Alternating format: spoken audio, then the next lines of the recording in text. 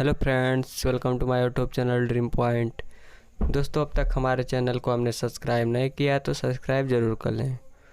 दोस्तों, आज के वीडियो में हम लोग शुरू करने वाले हैं क्लास 12 का चैप्टर 2 का पार्ट 8। यह चैप्टर 2 का अंतिम टॉपिक होने वाला है। जैसा कि हम लोग पढ़ रहे थे कि गॉस के प्रमेय का अनुप्रयोग, और यह गॉस के प्रमेय का 5वां अनुप्रयोग है। तो 5वां अनुप्रयोग क्या है? बिंदु आवेश के कारण वैद्युत क्षेत्र की तीव्रता, मतलब electric field intensity due to a point charge. मतलब कोई बिंदु आवेश है, छोटा सा कोई बिंदु के जैसा आवेश है, उसी के कारण हम लोग को वैद्युत क्षेत्र की तीव्रता ज्ञात करनी है। मतलब पॉइंट चार्ज के कारण हम लोग को इलेक्ट्रिक फील्ड की इंटेंसिटी ज्ञात करनी है। तो चलिए दोस्तों, वीडियो शुरू करते हैं। इसके लिए मान लिया जाएगा कि कोई क्यू आवेश है। माना एक बिंदु आवेश क्यू है, बिंदु ओ पर स्थित है।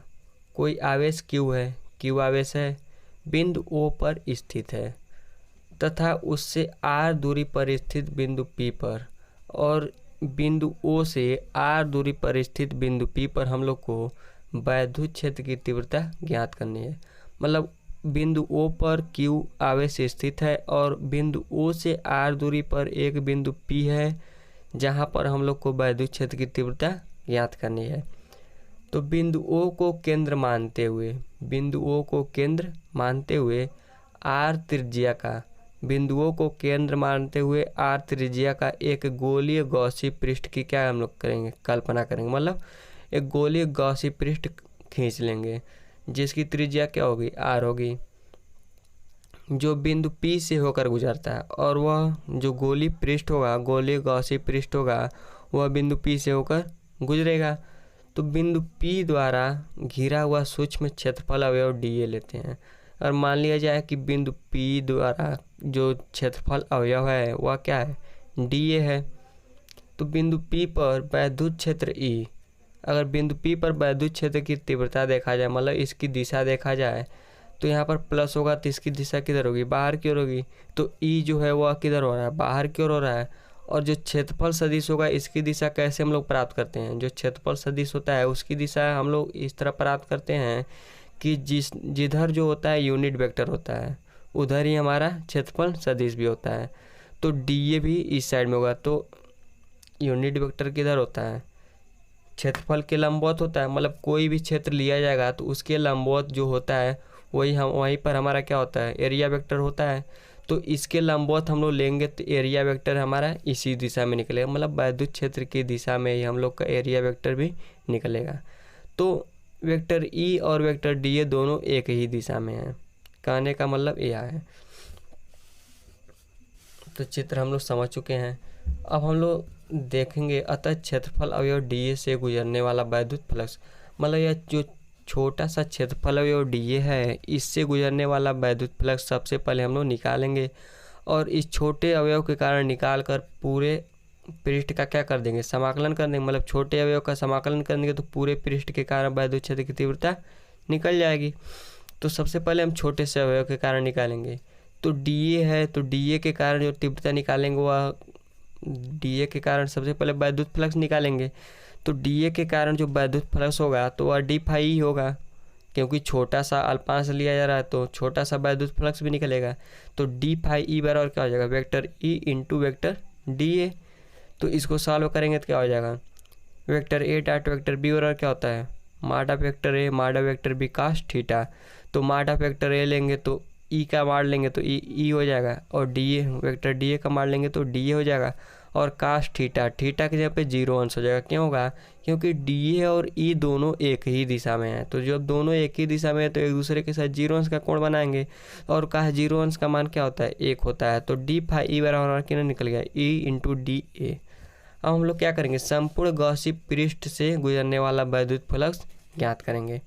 तो संपूर्ण गॉसी पृष्ठ से वैद्युत फ्लक्स निकालने के लिए क्या करेंगे, जो छोटे से अल्पांश के लिए वैद्युत फ्लक्स निकाले हैं उसी का हम लोग क्या कर देंगे, समाकलन कर देंगे। मतलब क्लोज इंटीग्रल इसको कहते हैं, मतलब बंद समाकलन करते हैं। तो इसका समाकलन करेंगे, मतलब बंद सरफेस जब लिया था, मतलब बंद पृष्ठ होता है, अगर उसका समाकलन किया जाएगा तो हम लोग इस तरह, मतलब इसमें छोटा सा इसका गोल चिन्ह बनाते हैं, इसको हम लोग कहते हैं क्लोज इंटीग्रल।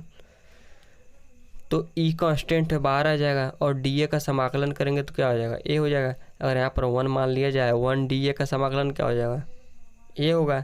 जैसे 1 डी एक्स का समाकलन क्या होता है, एक्स होता है, तो यहाँ पर एक्स यहाँ पे ए लिख दिया गया है, तो 1 डी ए का समाकलन क्या हो जाएगा, ए इंटू ए हो जाएगा।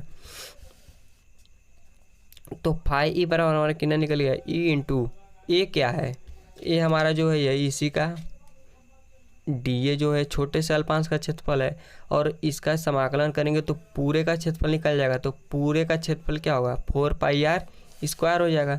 तो फाई ई बराबर हमारा कितना निकल गया, E into 4 pi R square. इसको समीकरण नंबर 1 मान लेंगे। परंतु गॉस के प्रमेय से हम लोग जानते हैं कि गॉस का प्रमेय क्या कहता है, गॉस का प्रमेय यह कहता है कि फाई ई बराबर क्या होता है, क्यू अपान एप्सिलॉन 0। इसको समीकरण नंबर 2 मान लेंगे। अब समीकरण 1 व 2 की तुलना करेंगे तो हम लोग देख सकते हैं कि जो समीकरण 1 में है और जो समीकरण 2 का LHS है वह क्या है, आपस में बराबर है। तो जब LHS दोनों का आपस में बराबर है तो RHS ऑटोमेटिक आपस में क्या हो जाएगा, बराबर हो जाएगा। तो पहले समीकरण का RHS क्या था, ई 4 पाई आर स्क्वायर, और दूसरे समीकरण का RHS क्या है, क्यू अपान एप्सिलॉन 0। हम लोग को क्या निकालना है, वैद्युत क्षेत्र की तीव्रता निकालना है। तो ई को इधर ही रन देंगे, बाकी सब इधर भेज देंगे।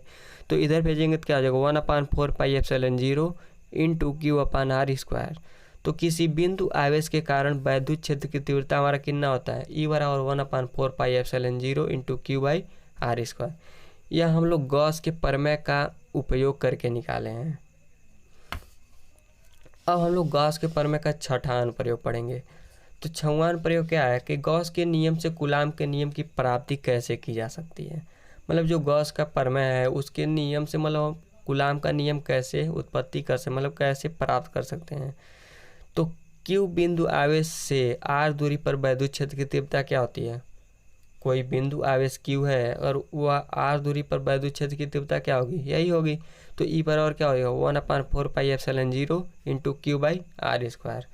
अगर मान लिया जाए यदि क्यू आवेश से आर दूरी पर परीक्षण आवेश क्यू 0 है, मान लिया जाए यहाँ पर कोई क्यू है और क्यू से आर दूरी पर कोई परीक्षण आवेश क्यू 0 है, तो इनके बीच लगने वाला बल क्या होगा, यह बराबर क्यू 0 इंटू ई हो जाएगा।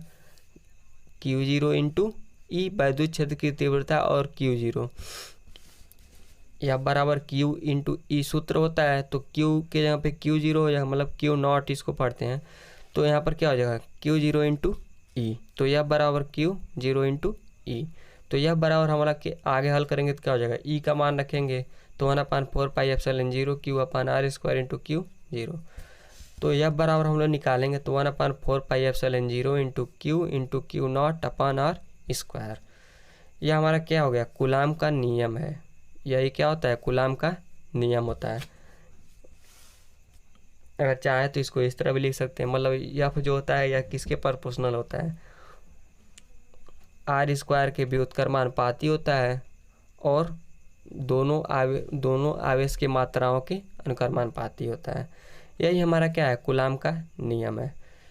तो दोस्तों अगर इस वीडियो का आप लोग पार्ट 1, पार्ट 2, पार्ट 3, पार्ट 4 मतलब पिछला वीडियो देखना चाहते हैं तो उसका लिंक डिस्क्रिप्शन बॉक्स में दे दिया जाएगा, आप वहां से जाकर वीडियो देख सकते हैं। तो दोस्तों अगर वीडियो अच्छा लगा हो तो लाइक ज़रूर करें और चैनल को सब्सक्राइब करना नहीं भूलें। Thanks for watching my video.